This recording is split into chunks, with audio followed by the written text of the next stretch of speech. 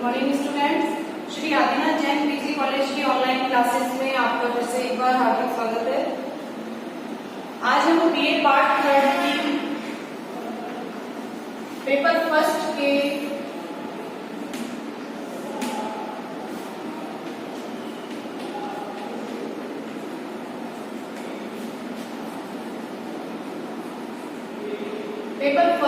जो आपका second chapter है अरस्तु, हम उसका अध्ययन करेंगे। पेपर फर्स्ट जो था उसके अंदर आपका जो फर्स्ट चैप्टर था वो था प्लेटो। जब मैंने आपको प्लेटो पढ़ाया था तब मैंने बताया था राजनीति विज्ञान विषय का ये सबसे अहम टॉपिक है प्लेटो, और इसके बाद हम जो पढ़ने वाले हैं वो हम पढ़ने वाले हैं अरस्तु।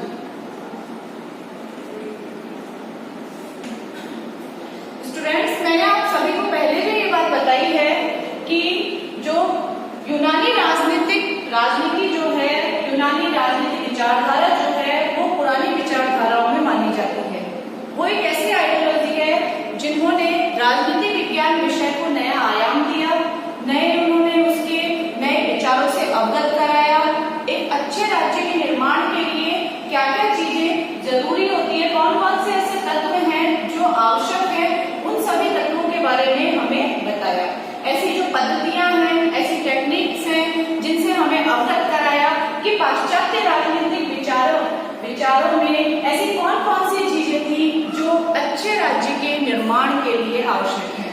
जैसा कि हमने प्लेटो में भी पढ़ा है कि प्लेटो एक ऐसे यूनानी विचारक थे जिनका कि अपने समय और काल परिस्थिति का बहुत ज्यादा प्रभाव उनके मस्तिष्क पर पड़ा था, और उन्होंने जो भी उस समय देखा वो एथेंस में थे, यूनान के एथेंस नगर राज्य में थे, और उनका पड़ोसी राज्य जो था वो था स्पार्टा।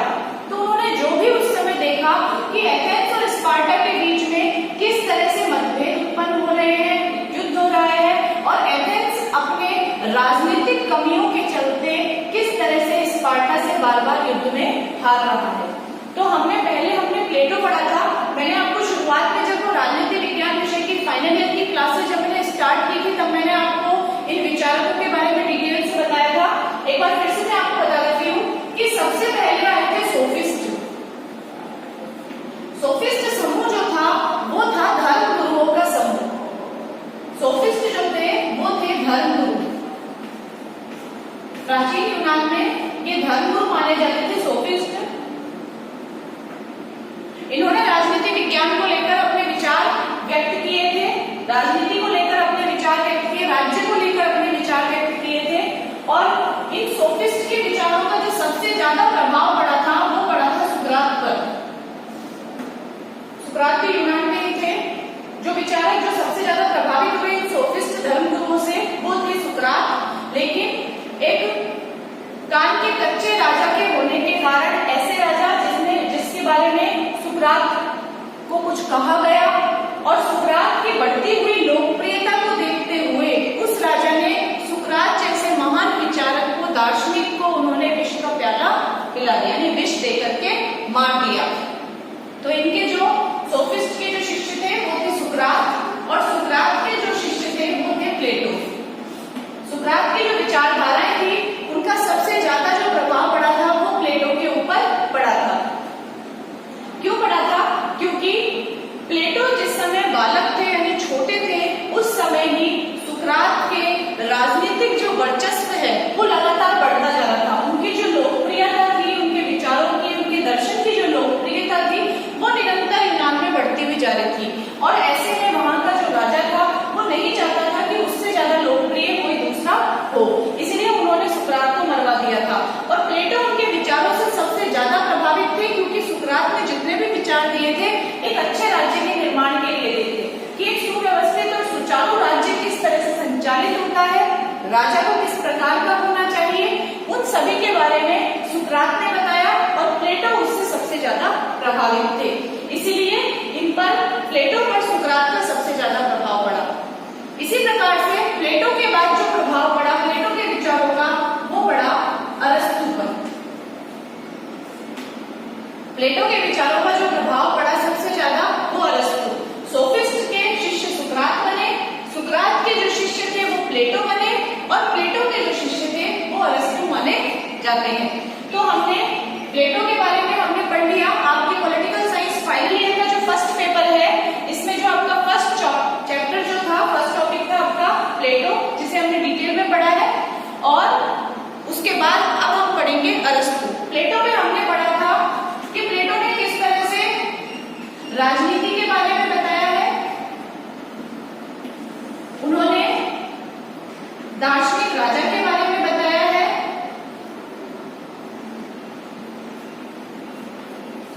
दार्शनिक राजा के साथ प्लेटो ने जो बताया है वो बताया है उन्होंने न्याय के बारे में। न्याय के बाद जो बताया है वो बताया है साम्यवाद के बारे में, और साम्यवाद के साथ उन्होंने जो बताया है वो बताया है शिक्षा व्यवस्था के बारे में। तो इस तरह से प्लेटो में हमने जो भी टॉपिक पढ़े, जो भी विचार जाने प्लेटो के, इनके जन्म से ही इनकी विचारधाराएं, इनकी अध्ययन पद्धतियां, उन सभी के बारे में हमने डिटेल से अध्ययन किया है।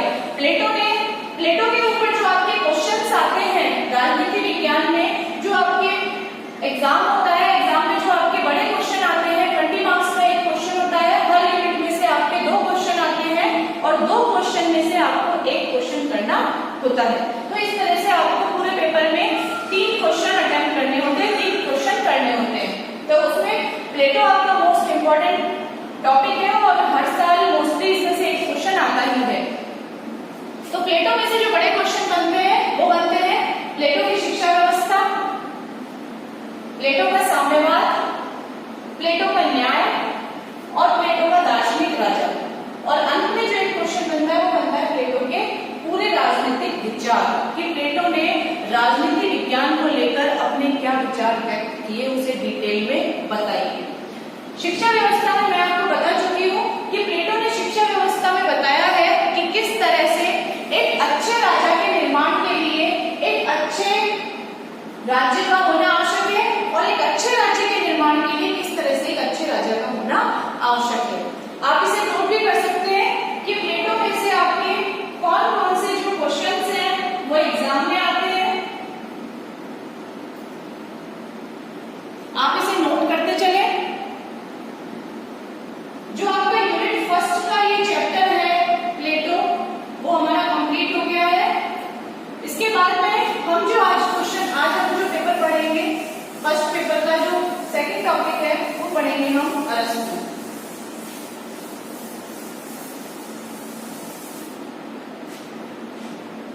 हम पढ़ेंगे अरस्तु।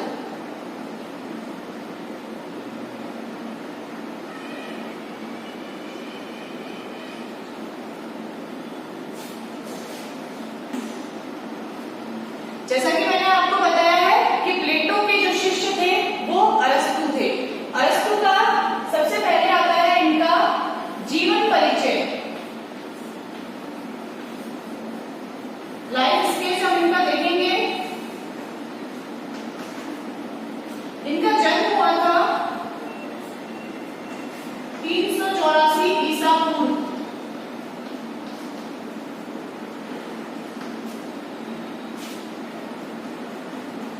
मैसिडोनिया के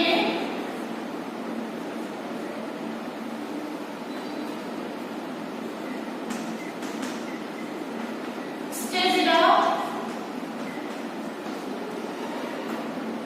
मैसिडोनिया के जो स्टेजिडा नामक राज्य है, नगर है,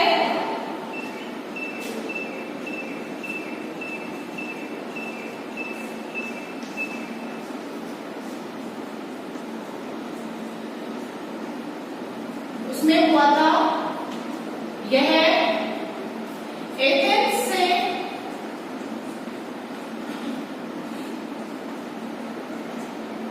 से करीब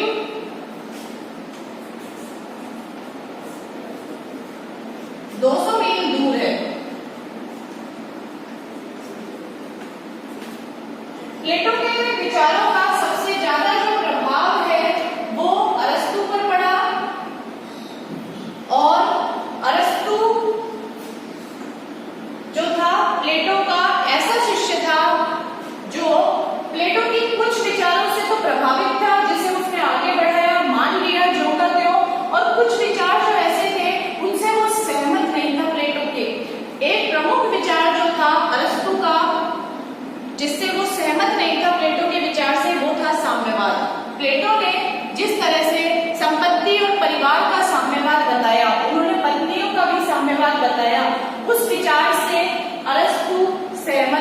नहीं थे।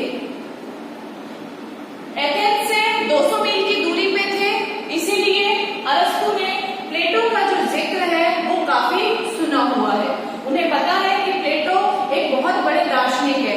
बचपन से कहा जाता है कि अरस्तु जो है वो एक चिकित्सक के पुत्र थे, राजा के चिकित्सक के पुत्र थे। पारिवारिक रूप से बहुत ही ज्यादा वो समृद्ध थे और ऐसी परिस्थिति में जब उन्हें किसी चीज की कोई कमी नहीं है, उन्होंने बहुत अच्छा जीवन यापन किया। कहा जाता है अरस्तु के बारे में कई कथाएं प्रचलित है। एक सिस्टमैटिक तरीके से अरस्तु के बारे में कोई चीज नहीं बताई गई है, कोई कहानी नहीं बताई गई है, इनका जीवन परिचय सिस्टमैटिक रूप में नहीं बताया गया है। कुछ लोग अरस्तु को जवानी में बहुत ही बिगड़ा हुआ और बहुत ही ऐश करने वाला, पैसे खर्चीला ऐसा व्यक्ति बताते हैं। कुछ लोग इसको बचपन से ही दार्शनिक बताते हैं। तो अरस्तु के बारे में अलग अलग मत प्रचलित हैं। जो हमारे जो बुक्स में दिया गया है उस मत के अकॉर्डिंग अरस्तु जो है वो 18 वर्ष की आयु तक अपने परिवार में रहा और अपने पिता और परिवार के द्वारा दी गई जितनी भी संपत्ति है उसको उसने बेधड़क रूप से खर्च किया और बहुत ही अच्छा जीवन यापन किया। कहा जाता है कि 18 वर्ष की आयु में अरस्तु के जीवन में एक परिवर्तन हुआ और अपने परिवार से नाराज होकर के वो अपने घर से निकल गया, उसने अपना घर छोड़ दिया। और जब वो अपने घर से चला तो 20 वर्ष की आयु में कहा जाता है कि अरस्तु प्लेटो से मिला, यानी कि प्लेटो की जो शिक्षा अकादमी थी उसमें शिष्य के रूप में अरस्तु प्रवेश करता है। 20 वर्ष की आयु में प्लेटो से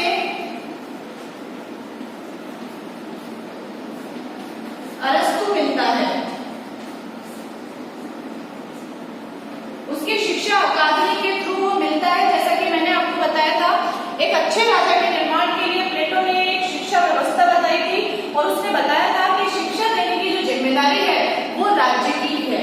शिक्षणालय जो होंगे वो होंगे राज्य के, राज्य उन्हें संचालित करेगा, पढ़ने वाले उसमें नगर के सभी युवक और युवती हो सकते हैं। तो 20 वर्ष की आयु में कहा जाता है कि अरस्तु प्लेटो से मिला था उसकी शिक्षा अकादमी में। उसके बाद कहा जाता है, कुछ लोग कहते हैं कि 8 वर्षों के लिए प्लेटो से जुड़ा रहा अरस्तु और कुछ लोग कहते हैं कि अपने जीवन के 20 वर्ष 8 से 20 वर्ष उसने प्लेटो के साथ गुजारे। इस शिक्षणालय में उसने शिक्षा व्यवस्था को समझा, राजनीतिक विचारधारा को समझा, प्लेटो से उसने सारा ज्ञान प्राप्त किया। तो कुछ ये कहते हैं कि वो 20 वर्षों तक प्लेटो के साथ रहा और प्लेटो के उस शिक्षणालय में अध्ययन किया। उसने शास्त्रों का अध्ययन किया, व्यायाम, संगीत, इन सभी चीजों की उसने शिक्षा ली। और एक अच्छे राज्य के निर्माण में कौन कौन से गुण होने चाहिए और एक अच्छे राज्य के निर्माण में कौन कौन सी चीजें होनी चाहिए, वही उसने प्लेटो से सीखा। तो इस तरह से प्लेटो से मिलने के बाद उसने 20 वर्ष तक का समय प्लेटो के साथ गुजारा। कुछ लेखकों का कहना है कि अरस्तु ने आइसोक्रेट्स विचारकों की प्रतिद्वंदिता में एक विद्यालय की स्थापना की, और वहां पर व्याख्यान देने की जो कला है उसकी भी शिक्षा दी जाती है। प्लेटो की जो सबसे ज्यादा उसके विचारों पर जो प्रभाव आया वो आया उसके शिक्षणालय का।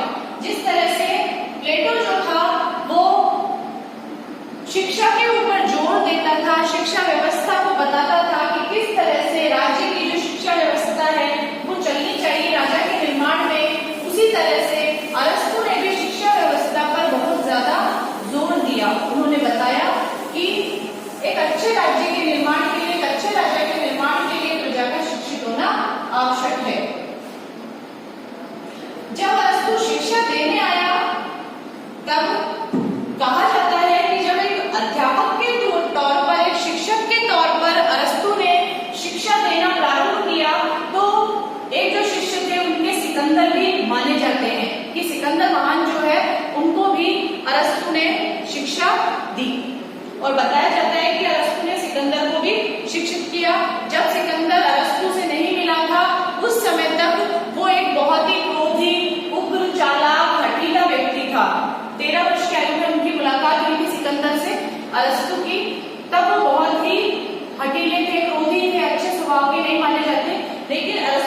संबंध में आने के बाद उन्हें शिक्षित किया गया। तो इस प्रकार से प्लेटो और अरस्तु में जो समानताएं हैं वो देखी जाती है कि प्लेटो भी एक अच्छे राज्य का निर्माण करना चाहते थे, अरस्तु भी एक अच्छे राज्य का निर्माण करना चाहते थे। एक जो फर्क आता है दोनों की विचारधाराओं में वो आता है थोड़ा सा पद्धतियों को लेकर, कि टेक्निक्स भी वो दोनों की अलग अलग थी थोड़ी। प्लेटो की जो विचारधारा थी वो कल्पनाओं में थी, लेकिन निगमनात्मक थी, लेकिन जो अरस्तु की विचारधाराएं थी वो वैज्ञानिक थी। अरस्तु प्रैक्टिकल में ज्यादा बिलीव करता था, उसकी आगमनात्मक पद्धति थी। ये हम आगे भी डिटेल से पढ़ेंगे कि अरस्तु एक महान वैज्ञानिक विचारक माना जाता है। उसको मैक्सी ने भी बोला है अरस्तु को कि ये सदी के सबसे महान वैज्ञानिक विचारकों में जाने जाते हैं, जिन्होंने विज्ञान को आधार बना करके अपनी विचारधाराएं प्रस्तुत की। सबसे पहले हम देखेंगे प्लेटो की, अरस्तु की अध्ययन पद्धतियां।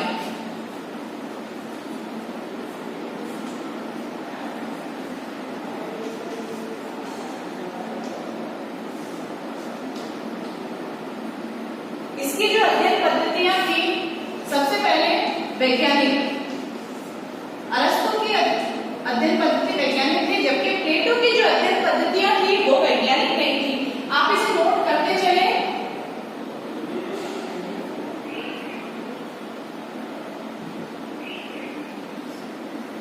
आप इसे नोट करते चले।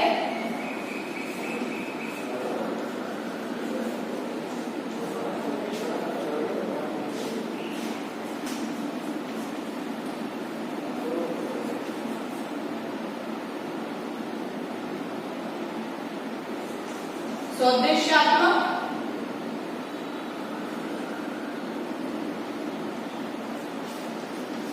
ऐतिहासिक,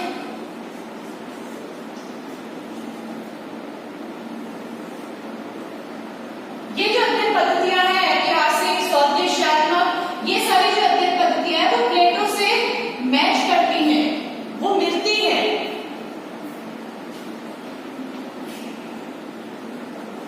सादृश्यात्मक, इसका मतलब होता है कि जो इंसान देखता है उसी के बारे में, सादृश्यात्मक जो देखता है उसी के बारे में विचार करता है, सोचता है, और वैसा ही वो व्याख्यान करता है। विश्लेषणात्मक,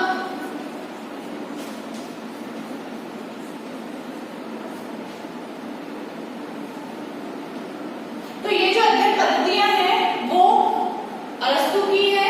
कुछ अध्ययन पद्धतियां जो है वो प्लेटो से मैच करती है और कुछ उनकी खुद की है।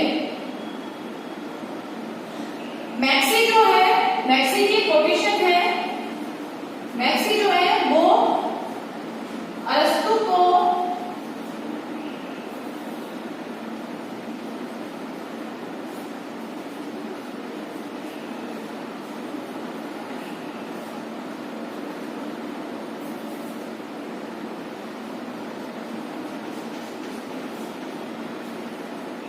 प्रथम वैज्ञानिक विचारक मानते हैं।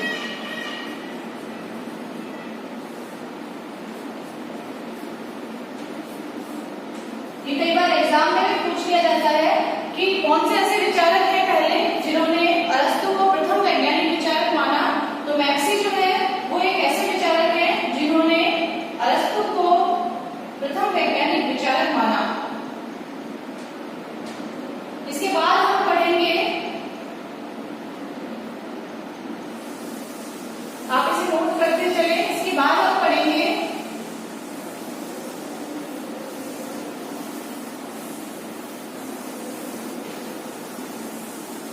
अरस्तु की रचनाएं। कौन कौन सी बुक्स उसने लिखी थी, कौन कौन से ग्रंथ उसने लिखे थे। अरस्तु ने अलग अलग चीजों पर अपने ग्रंथ लिखे। राजनीति को लेकर उन्होंने अपने अलग रचनाएं लिखी, अलग ग्रंथ लिखे, और उन्होंने साहित्य को लेकर अपने अलग ग्रंथ लिखे। उन्होंने चिकित्सा को लेकर अपने अलग ग्रंथ लिखे, वैज्ञानिक पद्धति को लेकर उन्होंने अपने अलग ग्रंथ लिखे। यानी हर चीज पर अरस्तु का कमांड था, उनका हर चीज पर उनकी नॉलेज थी, वो हर ग्रंथ उनका यूनिक था, अलग था। राजनीति पर जो उनका जो प्रमुख ग्रंथ है, एक तो उनका है प्रमुख ग्रंथ उनका राजनीति, पॉलिटिक्स। दूसरा उनका जो प्रमुख ग्रंथ है वो है द संविधानों का वर्गीकरण जो है वो अरस्तु ने पहले विचारक थे जिन्होंने दिया है। संविधानों का वर्गीकरण इतने वर्ष पूर्व 384 ईसा पूर्व में उनका जन्म हुआ और संविधानों के बारे में उन्होंने तब सोच लिया था। जिस संविधान को हम आज अपने देश में देखते हैं, विभिन्न संविधानों को पूरे विश्व की शासन व्यवस्था में देखते हैं विभिन्न देशों में, उन संविधानों का वर्गीकरण अरस्तु ने इतने वर्ष पूर्व ही कर दिया था। तो हम देखेंगे इसकी रचनाएं।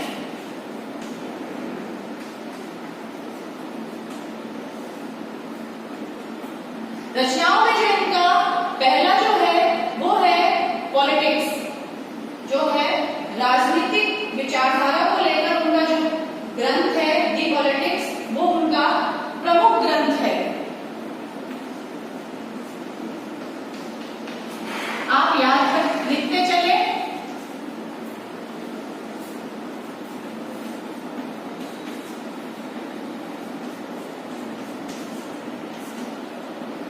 संविधानों का वर्गीकरण।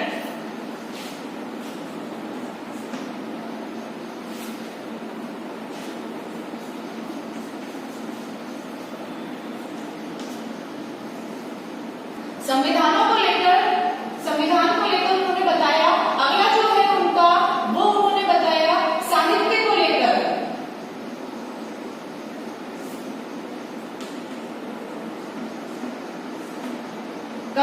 कविताओं को लेकर एक पोएट जो ग्रंथ था वो उन्होंने लिखा कि जिसमें उन्होंने साहित्यों के बारे में बताया है कि किस तरह से साहित्य का भी शिक्षा व्यवस्था पर बहुत ज्यादा प्रभाव पड़ा है। अगला जो उनका ग्रंथ है वो तर्कशास्त्र और दर्शन पर है।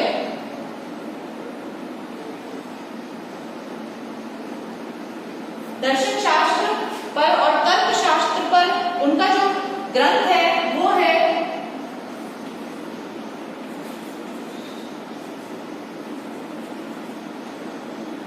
दे एनिमा।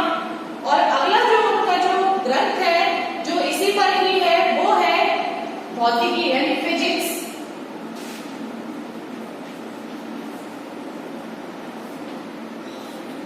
ये इनका अगला ग्रंथ है जो कि तर्कशास्त्र और दर्शन पर है।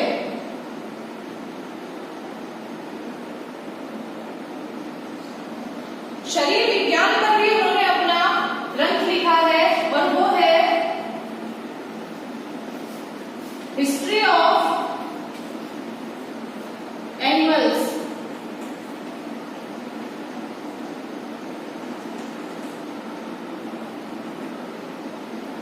हिस्ट्री ऑफ एनिमल्स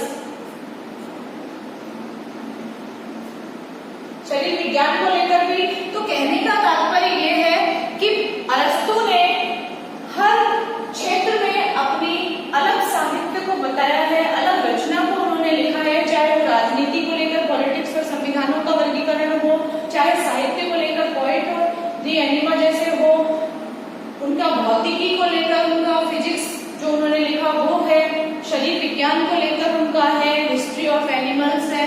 तो ये इनके प्रमुख ग्रंथों में माने जाते हैं। इसमें सबसे महान जो उनकी कृति है वो है दी पॉलिटिक्स।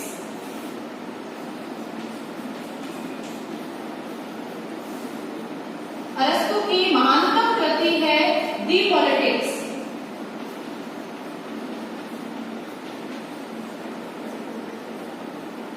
राजनीति पर लिखा गया ये अपने समय का बहुत महत्वपूर्ण ग्रंथ है और राजनीति में जो जो चीजें हम आज देख रहे हैं, जिन तत्वों का समावेश हम आज देख रहे हैं नगर में, हमारे देश में, उन्हीं चीजों को अरस्तु ने इतने वर्ष पूर्व इमेजिन कर लिया था, सोच लिया था कि एक अच्छे राज्य के निर्माण के लिए किन किन चीजों की आवश्यकता पड़ती है। चाहे वो संविधान हो, चाहे वो राजनीति हो, चाहे वो राजा हो, शासक वर्ग हो, चाहे दास हो यानी कि जो गुलाम बना के रखते हैं, चाहे दास हो, चाहे शिक्षा व्यवस्था हो, चाहे क्रांति हो।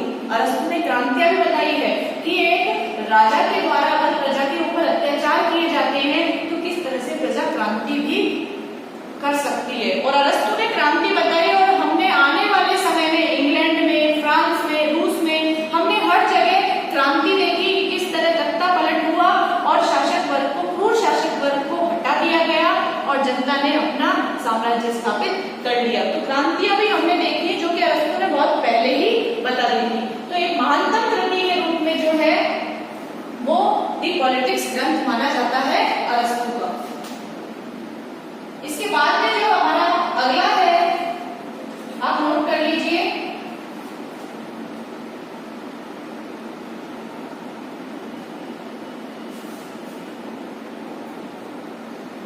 अगला जो इसमें है वो है इसकी वैज्ञानिक पद्धति कि ऐसे कौन कौन से तत्व थे जिससे हमें यह एहसास हुआ कि अरस्तु एक प्रथम वैज्ञानिक विचारक था। उसके अध्ययन में कौन सी टेक्निक्स थी जिससे लगे कि उसने जो अध्ययन किया है वो वैज्ञानिकता को ध्यान में रखते हुए लिया है।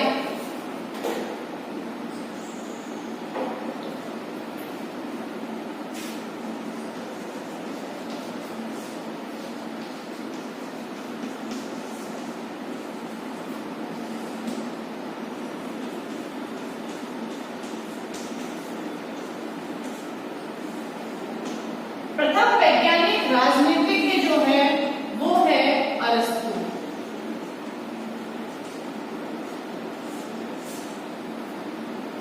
तो सबसे पहले आगमनात्मक अध्ययन पद्धति।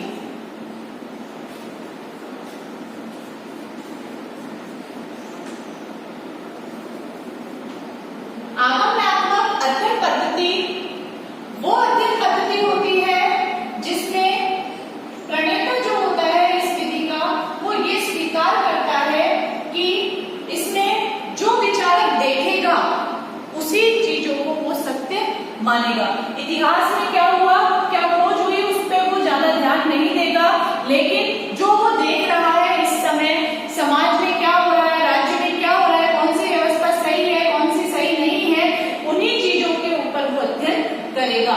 तो ये अध्ययन पद्धति है वो आगमनात्मक अध्ययन पद्धति है और ये वैज्ञानिकता को दिखाती है कि आप प्रैक्टिकली जो चीज देख रहे हैं आप उसी चीज को मान रहे हैं, उन्हीं चीजों को लेकर आप अध्ययन कर रहे हैं। तो ये एक चीज है जो कि इसे एक वैज्ञानिक राजनीतिज्ञ होना स्वीकार करती है कि उसकी जो अध्ययन पद्धति थी वो आगमनात्मक थी, जो कि वैज्ञानिकता को लेकर थी।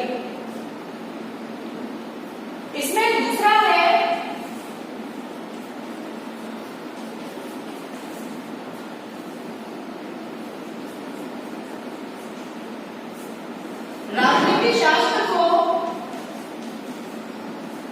राजनीति शास्त्र को नीति शास्त्र से पृथक करना।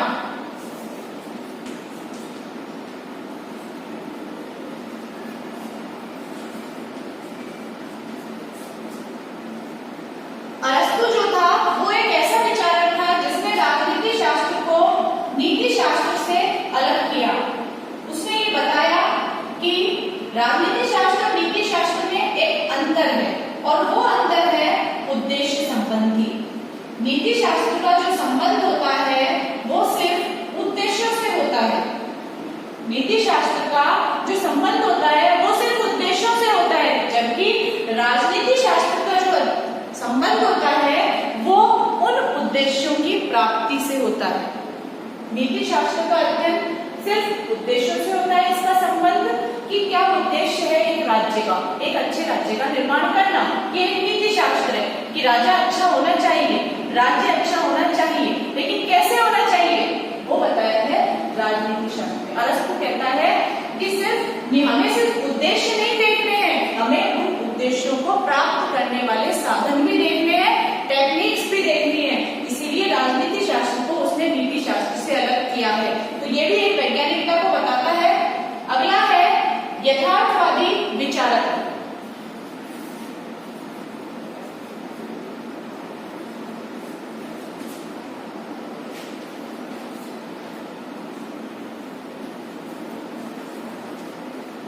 यथार्थवादी विचारक, यथार्थ का मतलब होता है जो वास्तव में होता है, जो हम देखते हैं, ऐसा विचारक जिसने प्रैक्टिकली कोई चीज देखी हो राज्य में और उसे अपने अध्ययन में शामिल कर लिया हो। तो ये भी एक वैज्ञानिकता को बताता है, साइंस को वो चीज बताती है कि जो हम प्रैक्टिकली जो चीज हम आंखों से देख रहे हैं वही चीज को हम राज्य में शामिल कर लें। तो अरस्तु के वैज्ञानिक राजनीतिज्ञ होने का एक दूसरा सबूत ये है कि वो एक यथार्थवादी विचारक थे, वो कल्पनावादी नहीं थे। जैसे कि उनके गुरु जो प्लेटो थे वो कल्पनावादी थे, वो राज्य का अध्ययन कल्पनाओं पर कर रहे थे और राज्य का निर्माण भी, एक अच्छे राज्य का निर्माण भी कल्पनाओं के आधार पर ही करना चाहते थे। जबकि अरस्तु जो थे वो यथार्थवादी विचारक थे।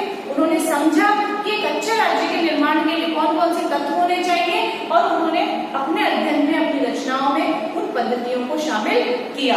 तो एक तो यथार्थवादी विचारक। अगला है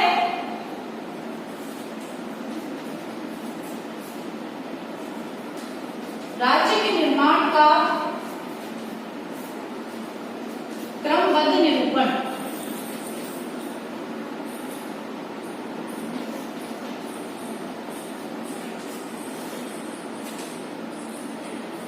आप इसे उतारते हुए चले साथ में। प्लेटो ने जो राज्य बताया है उसका कोई क्रम नहीं बताया। राज्य के जो सिद्धांत है कि एक अच्छे राज्य के निर्माण के लिए क्या क्या चीजें आवश्यक है, उनका क्रम क्या होगा, उसने इस बारे में कोई नहीं बताया है। उन्होंने बताया न्याय होना चाहिए राज्य में, साम्यवाद होना चाहिए, शिक्षा होनी चाहिए, लेकिन उन्होंने ये नहीं बताया कि क्या चीज पहले होगी एक अच्छे राज्य के निर्माण के लिए और क्या चीज उसमें सेकेंडरी होगी। प्राइमरी और सेकेंडरी का उन्होंने कोई ऐसा डिवाइडेशन नहीं किया है। तो एक अच्छे राज्य के निर्माण का जो क्रमबद्ध निरूपण किया है वो अरस्तु ने किया है। उन्होंने बताया है कि किस तरह से एक राज्य के निर्माण के लिए संविधान की रचना, सरकार का निर्माण, नागरिकता की व्याख्या, कानून की सर्वोच्चता और इन सबके विफल होने पर क्रांति, कि अगर नागरिक सही नहीं होंगे, राज्य का निर्माण सही नहीं होगा, संविधान अच्छे से काम नहीं करेगा, शासक अच्छे से काम नहीं करेगा, तो अरस्तु ने इसके लास्ट में दिया है क्रांति का सुझाव कि जनता उस समय क्रांति कर देगी। तो एक क्रमबद्ध जो निरूपण है वो अरस्तु ने अपने अध्ययन में किया है। अगला जो है इसमें लास्ट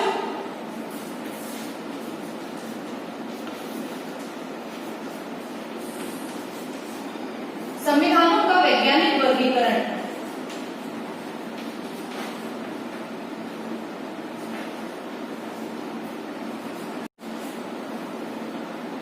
अरस्तु ने बताया है जिन संविधानों को हम आज पढ़ रहे हैं, अलग अलग देश में आप देखते हैं अलग अलग शासन व्यवस्था है, अलग अलग संविधान है वहां के, लेकिन उन संविधानों के बारे में ईसा से 384 वर्ष पूर्व ही अरस्तु ने उस समय एथेंस के नगर राज्य में वो सब सोच लिया था, जान लिया था कि एक अच्छे राज्य के निर्माण के लिए संविधान का होना आवश्यक है। संविधान के अनुसार ही राज्य का निर्माण करना आवश्यक है, राज्य का संचालन करना आवश्यक है। तो ये भी एक वैज्ञानिकता को दिखाता है। वैज्ञानिक की भांति अरस्तु ने इतने वर्ष पूर्व ही संविधानों के बारे में सोच लिया था। तो एक क्रमबद्ध जो वर्गीकरण है संविधानों का वो अरस्तु ने प्रस्तुत किया है। तो ये सारे जो विचारधाराएं हैं अरस्तु की तकनीकें, जो टेक्निक्स जो उसने बताई है अपने अध्ययन को लेकर के, वो सभी उसे एक राजनीतिक वैज्ञानिक होने का दावा करती है और बताती है कि अरस्तु जो थे वो प्रथम वैज्ञानिक राजनीतिज्ञ थे जिन्होंने राजनीति में विज्ञान को शामिल किया, विज्ञान की जो तकनीकें हैं उनको शामिल किया। वो कल्पनावादी नहीं थे, यथार्थवादी विचारक थे। तो आज आपका ये जो जीवन परिचय है वो कंप्लीट होता है अरस्तु का। इसके बाद में हम नेक्स्ट क्लास में हम इसका देखेंगे दास का। अरस्तु ने जो सिद्धांत